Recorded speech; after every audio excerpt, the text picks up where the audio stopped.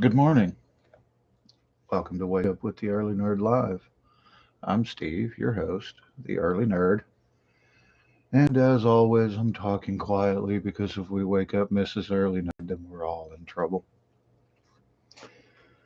Real quick, before I get into today's video, I just want to make sure that everybody understands that that is a joke. Mrs. Early Nerd completely supports everything I do here. And Um, I mentioned last week a little bit about how my computer in my studio is giving me a little bit of problems. It's starting to run really slow because it's a piece of crap. And she has offered to allow me to use her own computer, take it off of her desk, and bring it out here. So I just want to make that perfectly clear. That is just a joke. Okay. Um, Now, to the video. Today's Monday. Yay. Everybody gets to go back to work. Everybody gets to go back to school. But for you school age viewers out there, at least you guys are lucky. Y'all are fixing to get out. Thursday is our last day. And then summer is here. Yay. So, today we're going to talk about the box office numbers. And, hmm, and we're going to talk about the top five today. Fast X or 10, depending on how you want to read that. Opened up at number one, so we're going to start there. Fast X, the 10th installment in Universal's high octane franchise, powered to $320 million worldwide, including an uninspired $67.5 million in its domestic debut.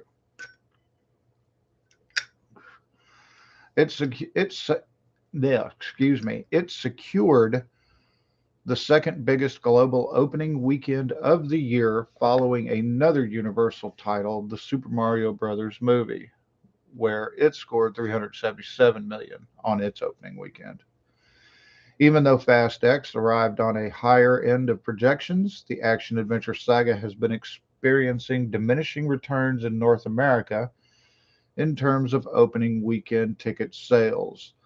The 10th chapter landed behind the latest entry 2021's F9, the Fast Saga, which kicked off to 70 million, and that was at a time when the COVID era restrictions meant only 80% of theaters were open and attendance hadn't yet rebounded.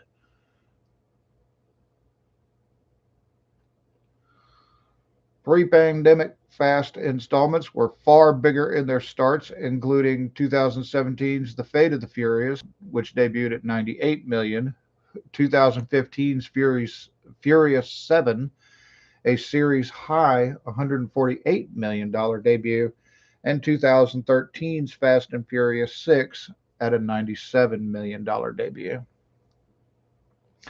But the mega budgeted franchise has maintained its luster at the worldwide box office thanks mostly to international audience. With each new installment, overseas ticket sales have accounted for much as 75% of its global tally. Fast X needs to continue that trend because the film is the most expensive entry so far, costing a gargantuan $340 million.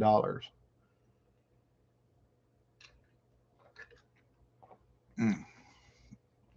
What a tremendous global debut for this incredible, unique franchise, said Jim Orr, Universal's president of domestic distribution.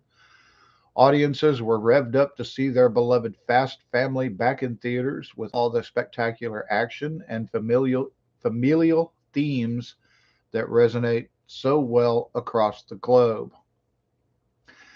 At the international box office, Fast X revved to a mighty 251.39 million from 84 markets, including China, 78 million, Mexico, 16 million, France, 9.6 million, and Brazil, 9.6 million.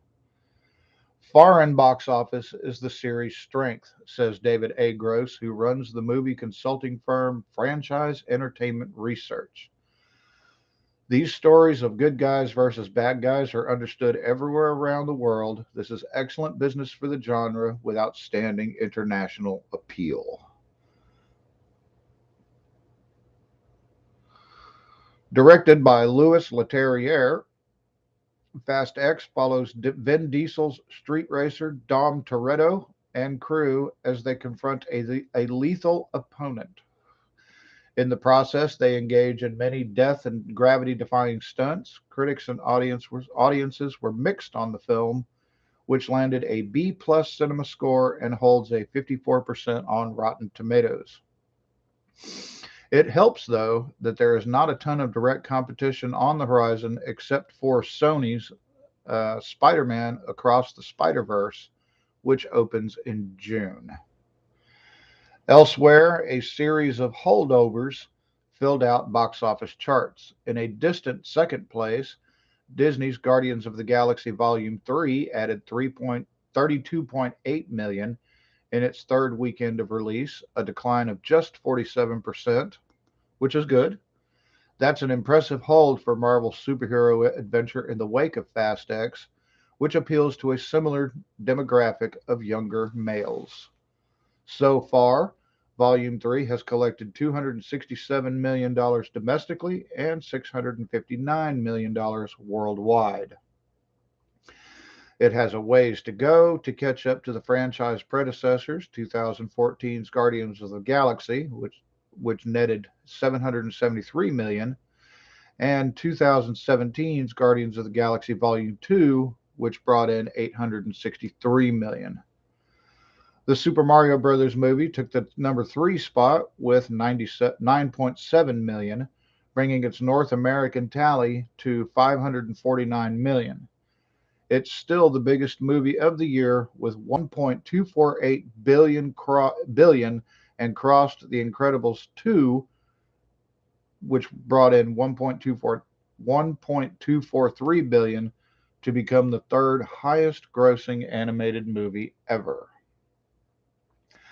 Book Club: The Next Chapter landed in fourth place with $3 million from 3,513 venues and a 55% decline from its debut. After 2 weeks of release, the octogenarian comedy has grossed $13.1 million, a soft result given its $20 million budget. Evil Dead Rise, a supernatural thriller sequel from Warner Brothers and New Line, rounded out the top 5. Now in its 5th weekend of release, the movie added $2.3 million from 2,117 theaters. To date, Evil Dead Rise has earned $64 million in North America and $140 million worldwide, a solid turnout for a small budget horror film. Now,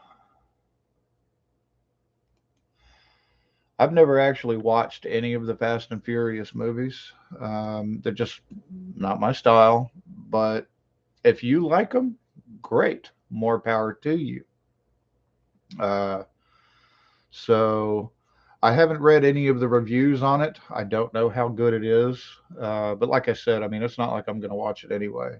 It's just not my bag. But I don't know. If you like the series and you haven't seen it yet, maybe go check it out. You might like it.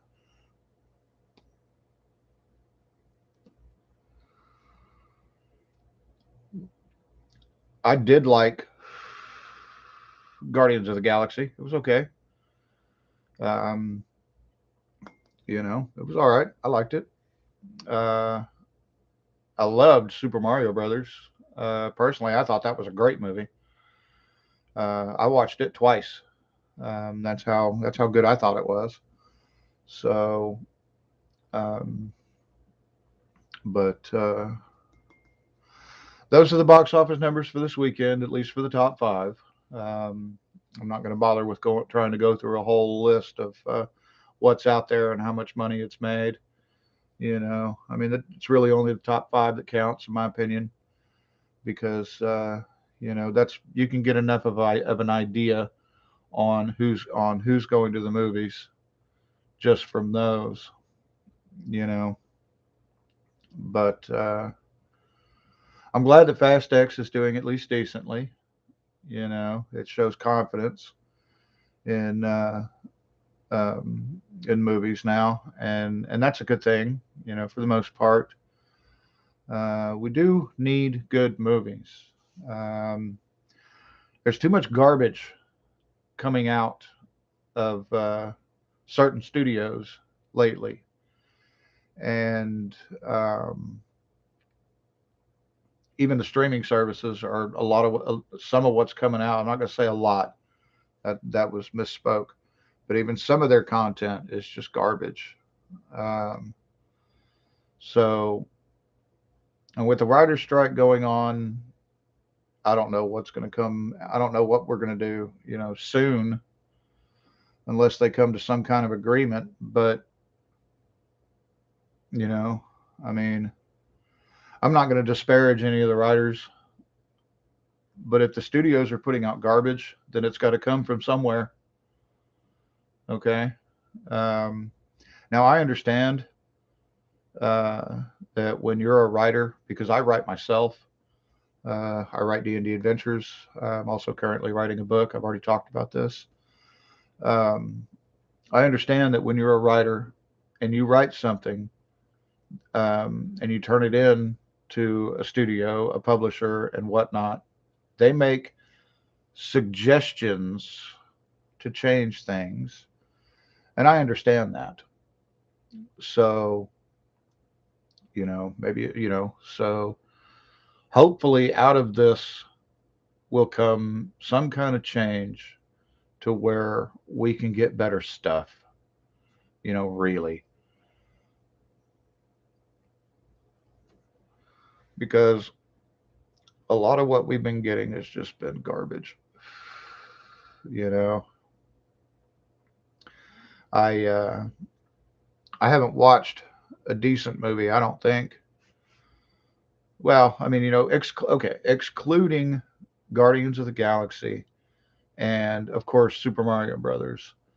I haven't watched what I've considered a decent movie in at least a year, if not longer. So somebody's doing something. We need to figure out who that is, and we need to get rid of them. So, but that's all I have for today. Hope you enjoyed my show. Remember, if you like what I do, please like and subscribe. Hit the bell icon for notifications. Share the video. Tell your friends. Tell your coworkers. Tell your family. Spread me around. Um, Trying to get to 1,000 subscribers so I can get monetized. I found that out. So, but if I do, great. If I don't, it's fine too. I don't really care all that much. I'm not doing this to make money. I'm doing this because I enjoy doing it, and I'm having fun with it. And if I quit having fun with it and don't enjoy doing it, well, then I'll just stop. You know, I don't care. So remember out there, whether you're going to work or going to school on this Monday morning, be safe, be careful out there, and always remember, Early Nerd loves y'all. We'll talk to y'all soon. Bye bye now.